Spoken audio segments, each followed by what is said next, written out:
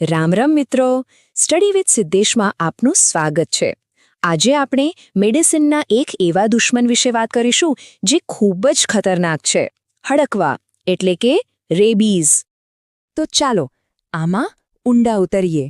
આપણે જોઈશું કે આ રોગ શું છે, કેવી રીતે ફેલાય છે, એના લક્ષણો શું છે, એની સારવાર શું છે અને હા, એને રોકવા માટે આપણે શું કરી શકીએ, ખાસ કરીને એક હેલ્થ વર્કર તરીકે આપણી શું જવાબદારી છે। તો ચાલો શરૂ કરીએ। સૌથી પહેલાં આખરે આ હડકવા છે શું?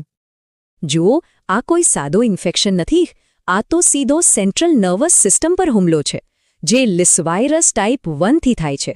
અને સૌથી ખતરનાક વાત એ છે કે એકવાર લક્ષણો દેખાયા તો પછી બચવું લગભગ અશક્ય છે।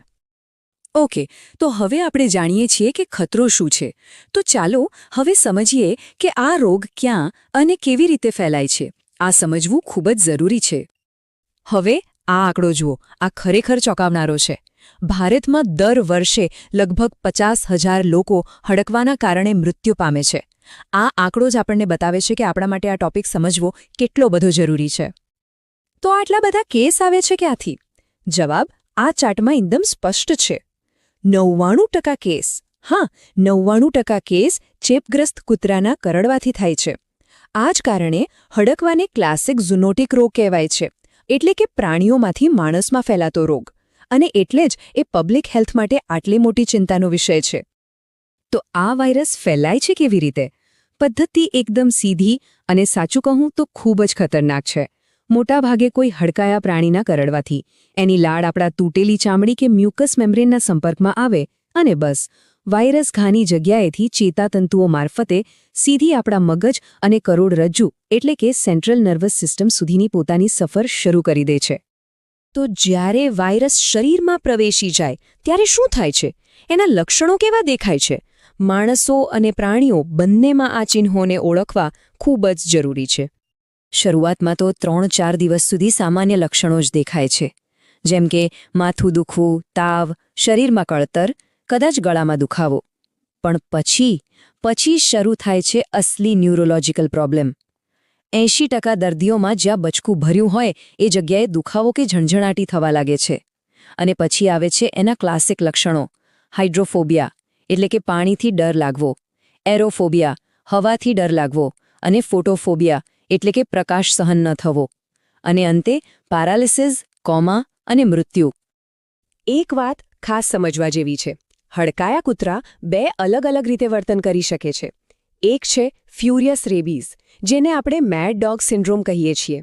એમાં કૂતરો એકદમ આક્રમક થઈ જાય છે, કોઈ પણ કારણ વગર વસ્તુઓ, બીજા પ્રાણીઓ કે માણસો પર હુમલો કરે છે। અને બીજું છે ડમ્પ રેબીઝ। આમાં કૂતરો શાંત થઈ જાય છે, ક્યાંક છુપાઈને બેસી રહે છે અને ધીમે ધીમે એને લકવો થઈ જાય છે। આ બીજો પ્રકાર વધુ ખતરનાક છે, કારણ કે ઘણીવાર એના પર કોઈનું ધ્યાન જ નથી જતું, પણ પરિણામ બંનેનું એક જ છે: મૃત્યુ। સારું, અત્યાર સુધી આપણે સમસ્યા વિશે વાત કરી, હવે વાત કરીએ સમાધાનની। આ હુમલાનો સામનો કેવી રીતે કરવો? આપણી કાઉન્ટર ઓફેન્સિવ શું હોવી જોઈએ? આ એક વાત મગજમાં બરાબર બેસાડી દેજો: પોસ્ટ એક્સપોઝર પ્રોફિલેક્સિસ એટલે કે PEP એક મેડિકલ ઇમરજન્સી છે। એકવાર લક્ષણો શરૂ થઈ ગયા પછી કોઈ સારવાર નથી, કોઈ જ નહીં। આપણી પાસે જે પણ સમય છે તે એક્સપોઝર પછી અને લક્ષણો દેખાયા પહેલાંનો જ છે, એટલે અહીં ઝડપ જ બધું છે। તો સૌથી પહેલું અને સૌથી અગત્યનું કામ શું કરવાનું? વૂન્ડ મેનેજમેન્ટ, ઘાની સાર સંભાળ। આ આપણી ફર્સ્ટ લાઇન ઓફ ડિફેન્સ છે। સૌથી પહેલાં ઘાને તરત જ ઓછામાં ઓછી 5 મિનિટ સુધી સાબુ અને વહેતા પાણીથી બરાબર ધોઈ નાખો। પછી એના પર એલ્કોહોલ કે પોવિડોન આયોડિન જેવો કોઈ વાયરસનાશક લગાવો। એ પછી સેન્સિટિવિટી ટેસ્ટ કરીને ઘાની અંદર અને આજુબાજુ એન્ટી રેબીઝ સિરમ ARS આપો। અને યાદ રાખજો, ટાંકા લેવાની બહુ જ જરૂરી હોય તો જ લેવા, અને એ પણ ARS આપ્યાના 24થી 48 કલાક પછી। આ જે WHOનું ટેબલ છે એ આપણી ગાઈડ છે, આને બરાબર સમજી લઈએ।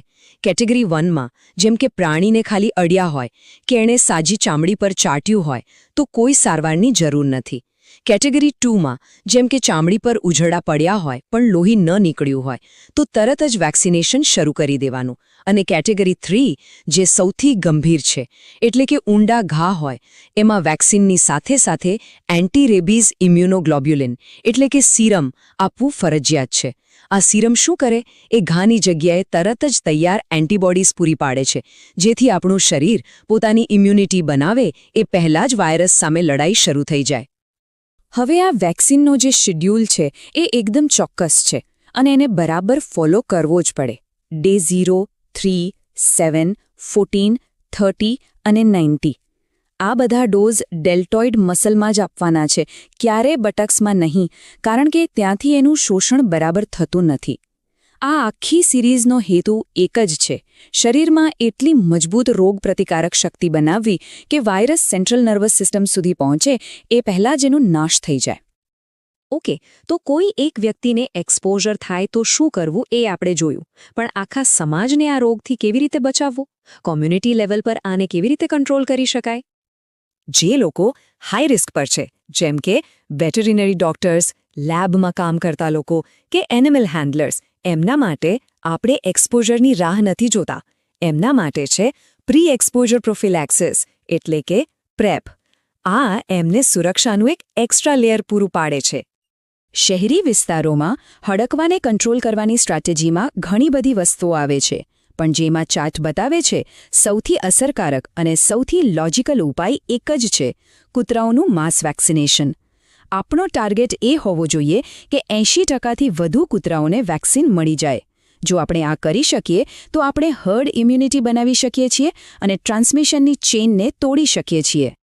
અને હવે છેલ્લે આ બધી વાતોનો સાર, એક હેલ્થ વર્કર તરીકે ફિલ્ડમાં આપણી ભૂમિકા શું છે? જુઓ, આપણી જવાબદારી ફક્ત ક્લિનિક પૂરતી સીમિત નથી, એનાથી ઘણી વધારે છે.